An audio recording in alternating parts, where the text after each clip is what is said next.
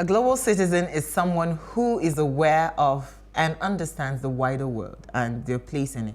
They take an active role in their community and work with others to make our planet more equal, fair, and sustainable. Now remember, you can join this conversation, tweet at us, Plus TV Africa or at Ratio Africa 1, or you send us an SMS or WhatsApp to 081-803-84663. And we still have our futurist here, Olakunle Shario. Now, before we went on the break, we had you in January and we were talking about the Nigerian identity. And we've seen how people are running. It's almost like every family you go to, there's 1, 2, 3 people, that want, then people, and I'm sure part of the ban in the US is because people started using visiting visas to go illegally just for anything but Nigeria. How do we correct this? Because I think for me, it's just too much. Like you rightly said, all fingers are not equal, and not many people can, not everybody can go abroad. So how do we correct this mindset of survival, that I'm going there, and start to re-engineer the minds to begin to see this as a strategic tool to coming back to your country to build a country as a global citizen? To add to that, I like that you said strategic, because I understand Canada, the US, the United Kingdom. I don't understand the people human trafficking to Libya, to Egypt. Lebanon, just because you want to leave Nigeria. How do you... People Because go this is everywhere. your life and your children. You have to be strategic about it. It just has to make sense. I've learned something. I've learned not to confuse what is easy for me to do or what is easy at all. It's easy for me to do some things because of how Providence brought me up. Some of the exposure I've had in one way or the other, so, but a lot of what is easy for me, they're not easy things. They're just easy for me. Some things are easy for you. Some things are even easy for us to see, but some cannot just see it. It is justifiable. I don't judge those who are running away. I'm a visionary. There's a lot that defines who I am. So I can't run away because I understand too much to run away. Some people don't have 1% of the clarity I have every day. You see, when we know better, we do better. And the options available to people pretty much determine the weight of their decisions. It's what they see. Nobody wants to be a fool. I can promise you that. Nobody wants to, go somewhere and live a life that is, void of dignity, of honor. But people do those things because of a lot of, some even do them for reasons beyond themselves, maybe for their children. Basically, most of the time. Some compromise their entire career just because they look at the future and they say, if I have a fantastic career, what do I leave for my children? Even if I leave a lot of money for them, they have a system that is retrogressive, that eats up their talent on a daily basis. Let's call a spade a spade. There's nothing happening in Nigeria now that suggests that Nigeria will be better. You guys can be full of faith, The Nigerian Christian woman in me was going to say, God forbid. Yeah, No, I don't say that. I'm a realist. I have to be very honest with you. I'm a pastor, right? So I've read the Bible about, with all humility, maybe 30 times, Genesis to Revelation. Nobody can fool me about what is in there. I know it. Hope is not a strategy, right? If you have a younger brother and you say, what's your plan for this year? He said, I don't know, but God will do it. I'm sure you'll be very depressed. If you have a child or you have a head of business development and you say, what's our goal for this year? He says, I don't know, but God will do it. I'm sure that's come in tomorrow. We can't take it from our wives or from our husbands. We can't take such hope as an independent variable from our children, from our workers, but we take it for Nigeria. I ask everybody in this country, I've asked whoever cares, what is the future for Nigeria? All they give you is hope and hope and hope. Even the Bible says hope. Without work. Hope that is sustained unnecessarily. Because the Bible says hope deferred make the heart sick. It is the hope that is doing the making. Hope. And the fundamentals are just wrong. Hope run as an independent variable will wear you out. Hope is a dependent variable. You have to mix some other variables with hope for it to make sense. So the truth is, people run away because the future is bleak. So how do we re-engineer that mind? So I don't think we should control that. I don't want to re-engineer. You think so? So this is what I think. The machination that we reorientate Nigerians is a symposium discussion. We can't even go 1% into that conversation on this show. There's a lot of work to be done. If you want to give me a public office and you say, where do you want to, I think the weakest office to transform Nigeria is the office of the president. It's bottom up. I think I would rather be... The DG of orientation, national orientation. I think that is a fantastic place to be. Yes. Ministry of Education. I don't agree. Okay, Ministry of Education. But that orientation, people keep on saying, we have to change the orientation. But nothing is in place. Nothing is working. What we change it is, that's why I said I don't want us to go in there.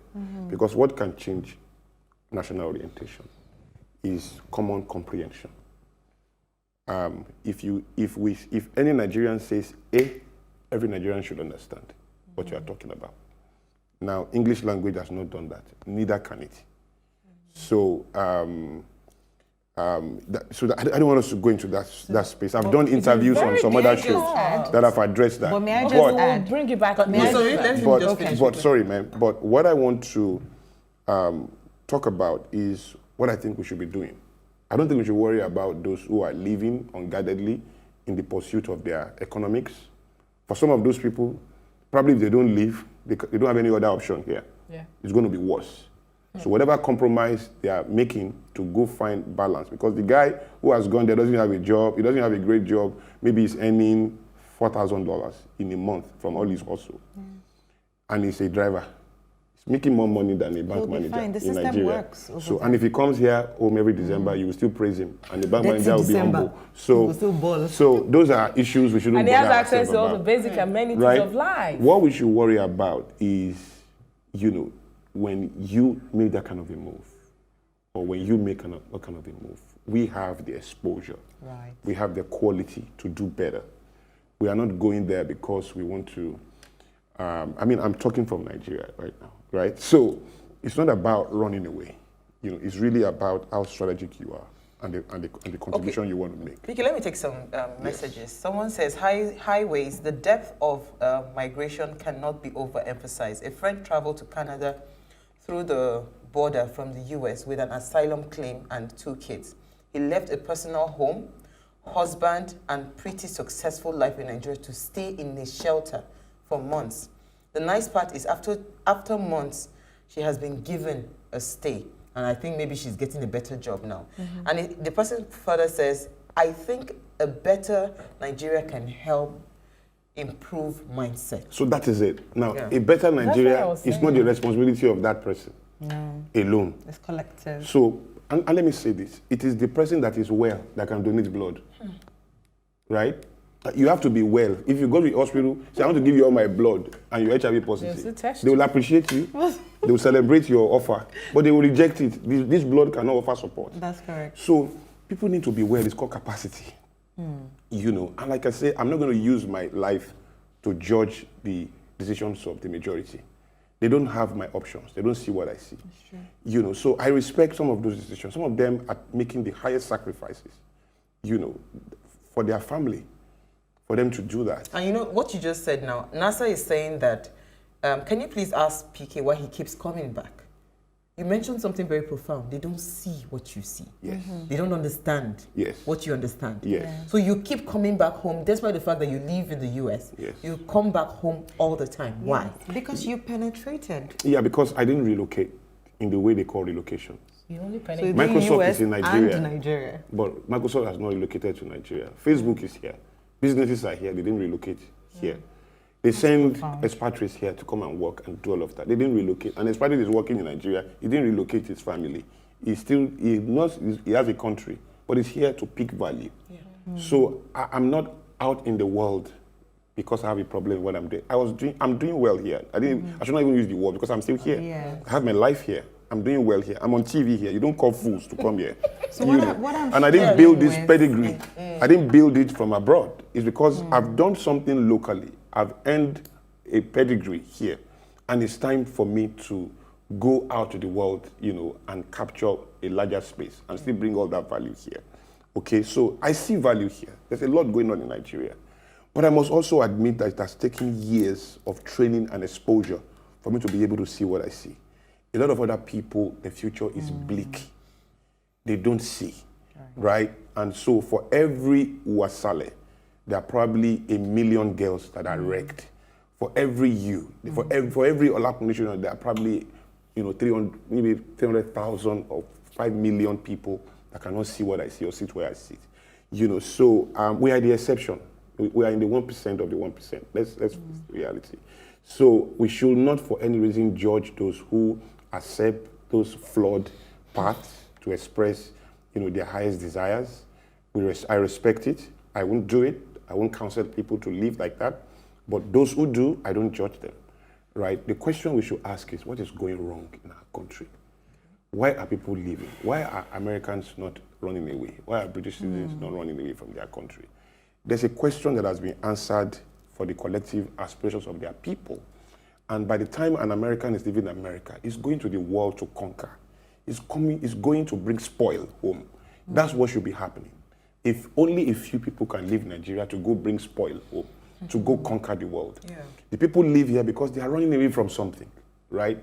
So there's no way to judge those who are running away without judging what is chasing them away. There's something fundamentally wrong. Wow. You know, and that is what I think the challenge is, right? So if we were to, because I really love the concept of getting people to understand that you should be gunning for that global citizen status. So if we were to measure that parameter, what would it be? There are 5 things Yeah. that determine the quality of a society. And when you hear first world nations, developed countries, it's basically about 5 things. 1, quality of life. 2, equal opportunities. 3, enabling environment. 4, access to credit. 5, power of the currency. When you hear a first world country, it is to the degree that they have these 5 things. The ones that have it to a certain degree, you know, America is the superpower in the world because they are, when you aggregate all of those things, they have it in the highest weighting, right? Pick Gabon, pick Nigeria, quality of life. 0. Enabling environment. 0. Equal opportunities. There's Not even at no all. merit. Not at all. There's even no I didn't say That meritocracy. zero. doesn't exist. Not at all. Access to credit, nothing like that. Nothing. Right? Also Power of the 0. currency, 0. So we really don't have a system that is delivering happiness, that is delivering progress, that is, you know, helping every iota of talent and gifting in the country. When that is not there, people will react. You can't be and expect me to give you thumbs up. But what I is can't the do that. reaction? Must the reaction be to relocate? So I mean, why are we I mean, you- not coming and, So this is the thing, and Noah. facing? Yeah. So this is the thing. You can't slap me and tell me how to cry. Exactly. Ooh. Well, somebody else will not even cry at So all. our threshold for, we are tolerating this a lot.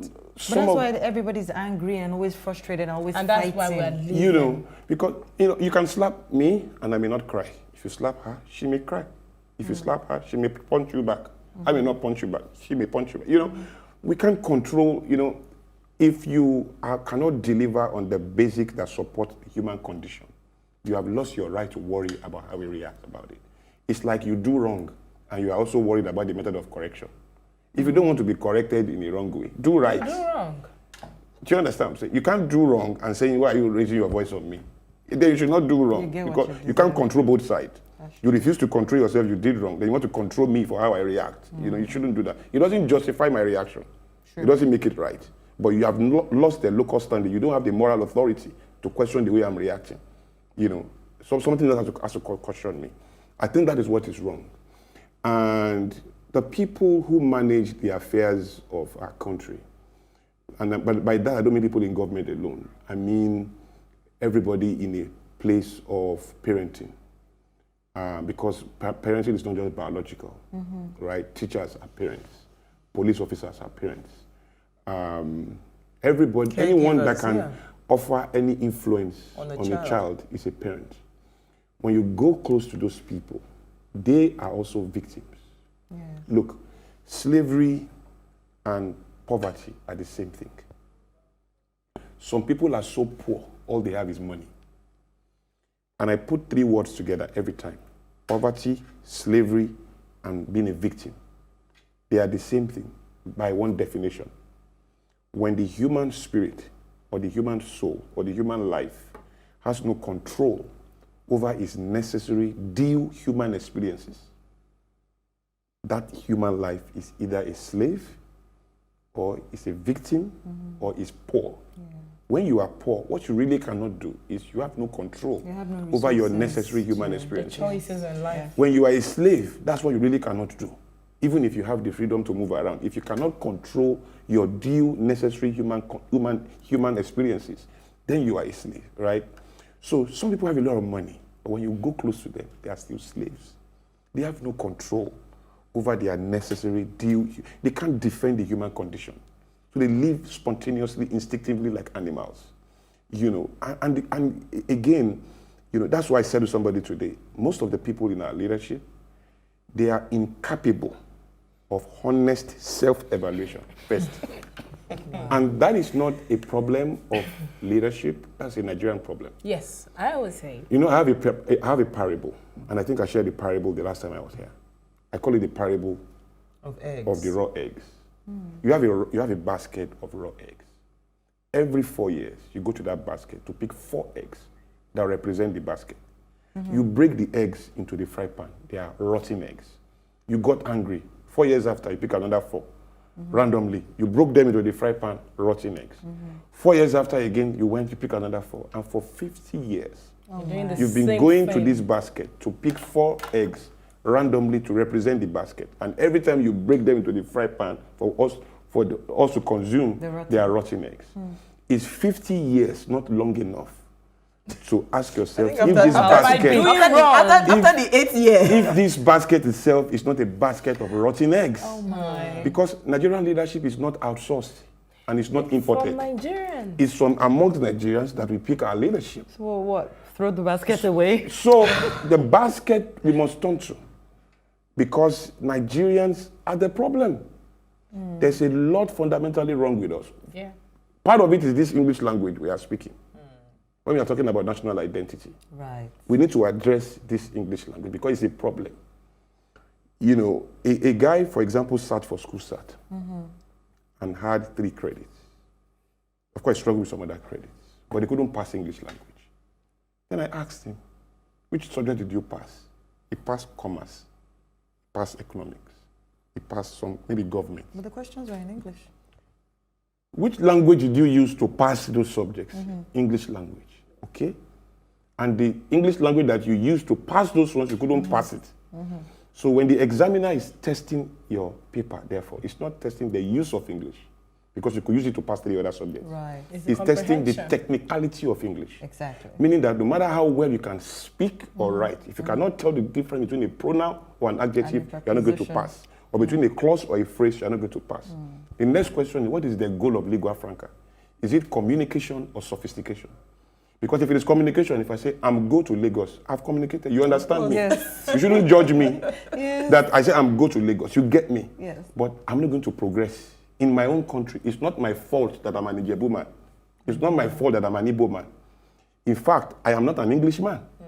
Therefore, if I struggle with another man's language, I should not be judged for that. That's true. You see, so, but English language is a determinant of progress in our own country. I'm not saying we should eliminate it, I think it's too late, but we can reduce its powers. These are symposium discussions.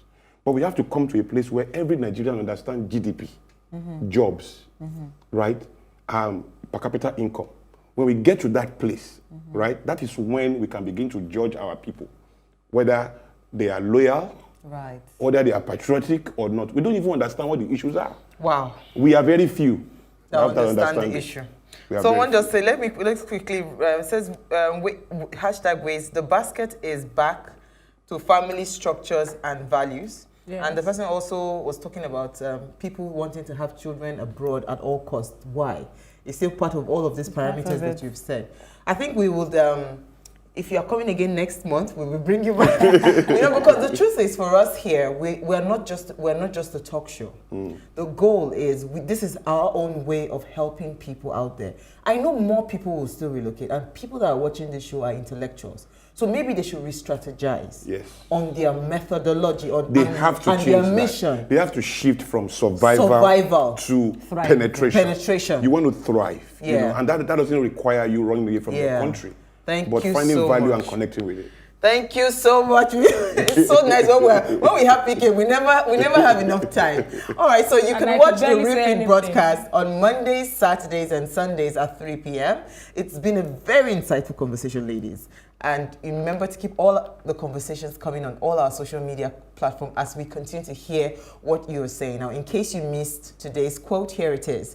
It is important to be a global citizen. At the same time, appreciate